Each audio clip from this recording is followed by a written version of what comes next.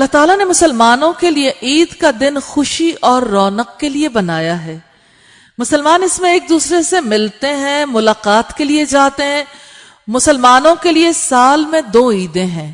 عید الفطر جو کہ رمضان کے روزوں کے بعد آتی ہے، عید الاضحیٰ جو کہ وقوف عرفہ کے بعد آتی ہے. نبی صلی اللہ علیہ وسلم نے عید کے آداب سکھائے ہیں. نمبر 1، عید کے تمام امور میں نبی صلی اللہ علیہ وسلم کی سنت کی پیروی کی خالص نیت کرنی چاہیے. مثلا نماز کے لیے جاتے ہوئے، نماز ادا کرتے ہوئے، نیا لباس پہنتے ہوئے، رشتہ داروں سے ملاقات کرتے ہوئے، خوشی کا اظہار کرتے ہوئے، ہر مقام پر نیت کو خالص رکھنا ضروری ہے. اس سے ہمیں یہ بھی پتہ چل گیا کہ یہ کام ہے عید کے جن کو عید کے دن انجام دینا ہے، لیکن خالص نیت کے ساتھ. جو کام رہ جاتا ہے نا، وہ نیت کا اخلاص. جب نیت درست نہیں ہوتی تو عمل بھی درست نہیں ہوتا. اس لیے سب سے زیادہ نیت کی طرف توجہ کرنے کی ضرورت ہے. دوسری بات ہے، عید کے دن غسل کرنا چاہیے. تمام مسلمانوں کے درمیان جانے کے لیے غسل کرنے میں بڑی حکمت ہے. اس کی وجہ سے جسم کی بو دور ہوتی ہے اور اچھی خوشبو آتی ہے. موطا کی روایت والیوم 1 پیج 177 پر ہے، کتاب العیدین میں ہے. تیسری بات ہے، خوشبو لگانی چاہیے. صفائی اور نظافت کی انتہا خوشبو پر ہوتی ہے. آپ جب تیار ہوتے ہیں آخری کام کیا کرتے ہیں؟ تو انتہا ہمیشہ خوشبو پر ہی ہوتی ہے. اس سے انسان کو سکون نصیب ہوتا ہے. عید کے دن بہترین خوشبو لگانی چاہیے. خوشبو لگا کر انسان کو یوں لگتا ہے کہ اب ساری تیاری مکمل ہو گئی. لیکن خواتین کو بہت احتیاط کرنے کی ضرورت ہے، کیونکہ ان کی خوشبو کسی مرد تک نہیں پہنچنی چاہیے. اس لیے خواتین کو ہلکی خوشبو لگانی چاہیے، اور اگر بازاروں سے گزرنا ہو یا مردوں کے درمیان سے تو خوشبو لگانے میں احتیاط برتنی چاہیے. چوتھی بات ہے، انسان استطاعت رکھتا ہو تو اسے عید کے دن نئے کپڑے پہننے چاہیے. اس سے اللہ تعالیٰ کی نعمت کا اظہار ہوتا ہے اور عید کی خوشی پر اظہار مسرت بھی. اللہ تعالیٰ جمیل ہے اور جمال کو پسند کرتا ہے. یعنی خوشی کے مواقع پر اچھا ڈریس اپ ہونا یہ اسلام کا پسندیدہ کام ہے. بخاری کی روایت ہے 948 اور مسلم کی روایت ہے 2068. پانچویں بات ہے، نماز عید کے لیے نکلنے سے قبل صدقہ فطر دینا چاہیے. رمضان کی کمی کو پورا کرنے اور فقراء اور محتاجوں کے دلوں میں خوشی داخل کرنے کے لیے اس دن میں زکوٰۃ فطر کا حکم دیا گیا ہے. بخاری کی روایت ہے 1509 اور مسلم کی روایت ہے 2588. چھٹا ادب ہے، عید الفطر میں گھر سے نکلنے سے پہلے کھجوریں کھانی چاہیے.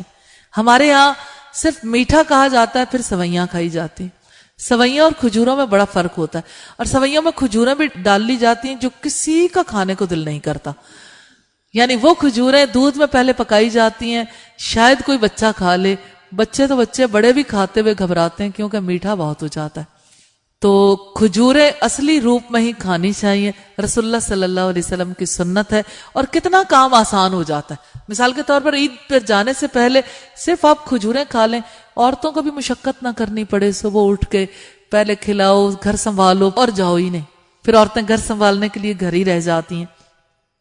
یہ بخاری کی روایت 953 سے پتہ چلتا ہے. اور ساتواں ادب ہے، عید الاضحیٰ میں قربانی سے پہلے کچھ نہ کھانا سنت ہے.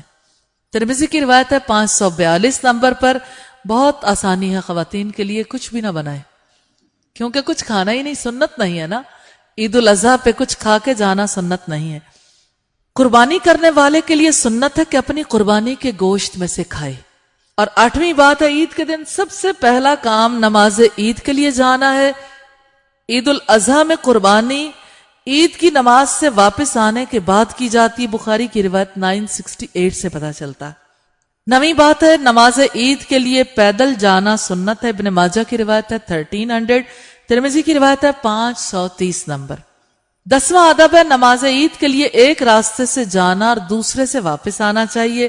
بخاری کی روایت ہے 986 اور ابن ماجہ کی روایت ہے 1301. 11واں ادب ہے، عورتوں کو عید کی نماز میں لے کر جانا چاہیے.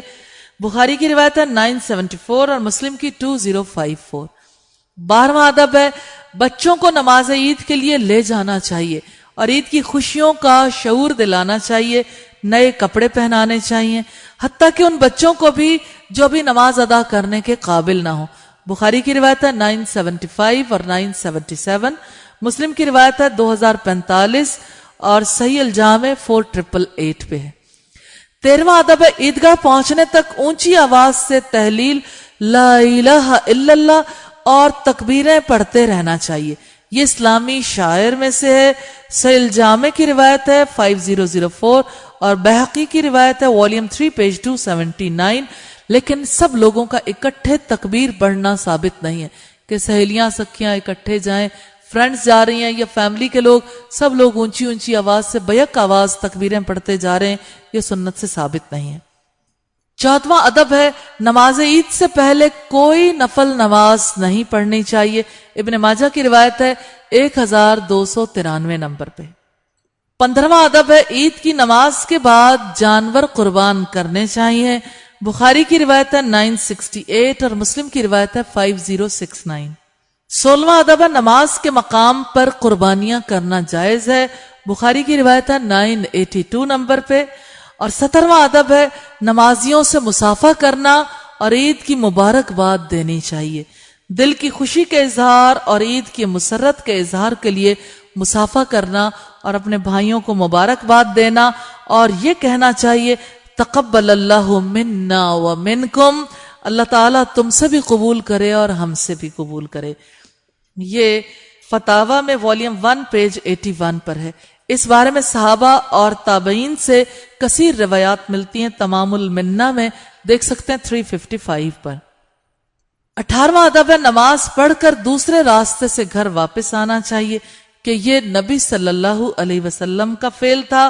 بخاری کی روایت ہے 986 اور ابن ماجہ کی روایت ہے 1300۔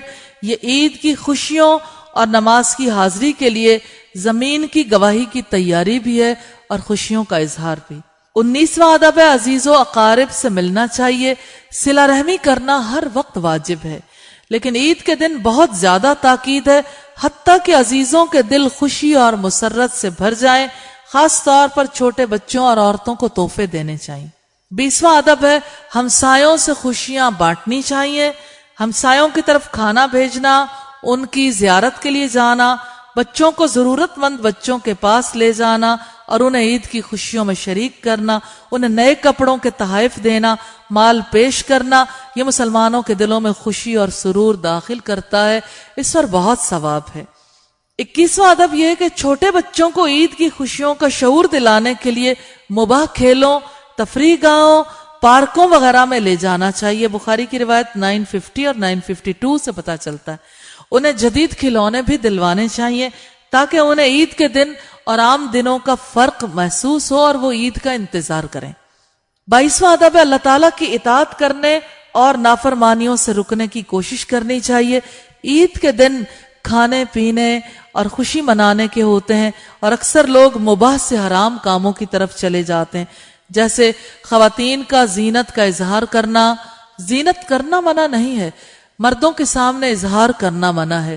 اسی طرح میوزک سننا اور لہو و لعب کے کاموں میں مصروف رہنا اور ایسے کام کرنا جن سے اللہ تعالیٰ ناراض ہوتا ہے۔ کتنے حرام کام ہیں جو اس دن انجام دیے جاتے ہیں اور کتنی ہی نافرمانیاں ہیں جن کا ارتکاب کیا جاتا ہے۔ عید کے دن کتنے نیکی اور بھلائی کے کام ہو سکتے ہیں، صلہ رحمی کے کام عید کے دن کیوں نہ ہوں، فقراء اور محتاجوں کے دلوں کو خوشیوں سے کیوں نہ بھریں۔ ہر عقل مند مسلمان کے لیے ضروری ہے کہ وہ ایسے تمام کاموں سے بچے جو دنیا میں نفع مند محسوس ہوں لیکن آخرت کا نقصان کرنے والے ہوں۔ اللہ کی نافرمانی میں کون سی خوشی ہے جو انسان کو حاصل ہو جاتی ہے؟ ایک مسلمان کو عید کے دن اسلامی آداب کا خیال رکھنا چاہیے، اللہ تعالیٰ کی فرما برداری خوشی کی حالت میں کرنی چاہیے۔ جو تکلیف کی حالت میں اللہ تعالیٰ کا عبادت گزار بن جاتا ہے اسے خوشیوں میں بھی رب کی اطاعت کرنی چاہیے۔